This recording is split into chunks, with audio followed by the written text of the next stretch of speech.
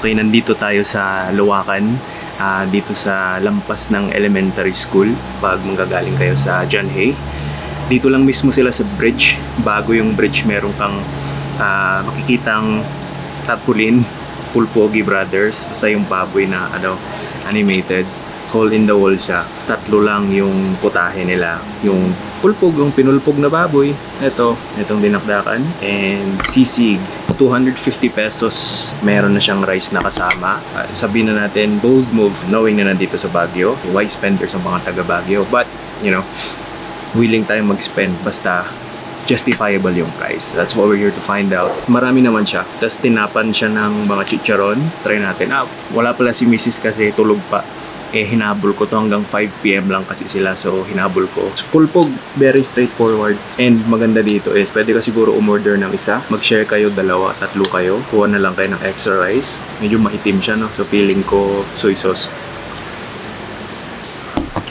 Wow, nasama yung liquid seasoning, peppery. Ang sarap ng timpla. Wait lang, rice muna tayo. Yung acidity, yung alat, galing balanseng balanse. Sobrang malasa siya. Tapos lean siya, hindi siya mataba. More on laman, pero at the same time, sobrang lambot. Siyempre, nandun yung smokiness niya, pero hindi siya ganun kalakas. Free sabaw. Hindi ko alam kung laging ganito yung pasabaw. Nagulat ako kung bakit medyo starchy. White beans pala. Malat-alat. Next, try natin tong dinakdakan nila. May liver.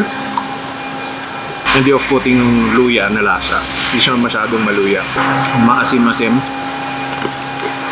And of course, yung chicharon, nagbigay siya ng lutong na texture. Siguro prefer ko sa dinakdakan.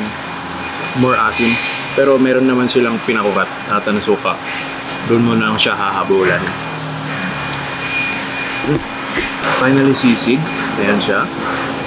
Feeling ko ay mix na to ng laman tsaka ng mascara o pig face o pig ears. Who knows? Tapos meron din siyang mga chicharon on top. Try natin.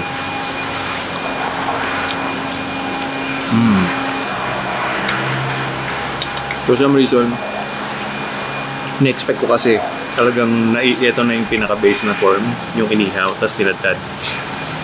Hindi siya smoky. So I'm not sure kung paano siya niluto. Balansing-balanse yung timpla. Mas gusto ko to actually kaysa sa dinakdakan. Isa pa, try pa natin.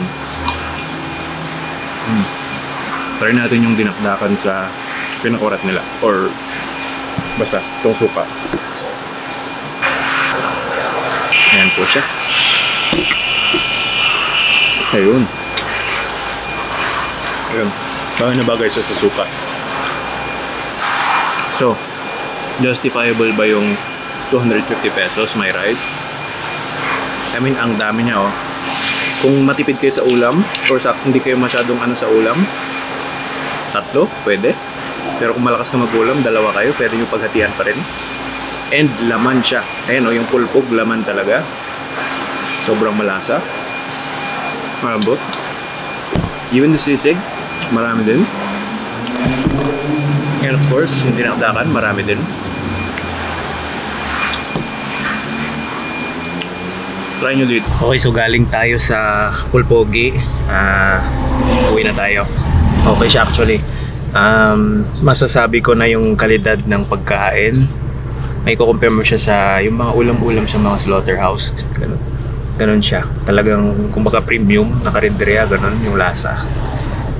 Meron din silang mga tab and tray, pampulutan, ganyan. Pinaplano ni Sir na extend yung hours in the future, pero hanggang sa ngayon muna 9 AM to 5 PM. So yun, try nyo. Okay siya, para sa akin okay siya. Papatikim natin yung i-take out tayo, patikim natin kay Mrs.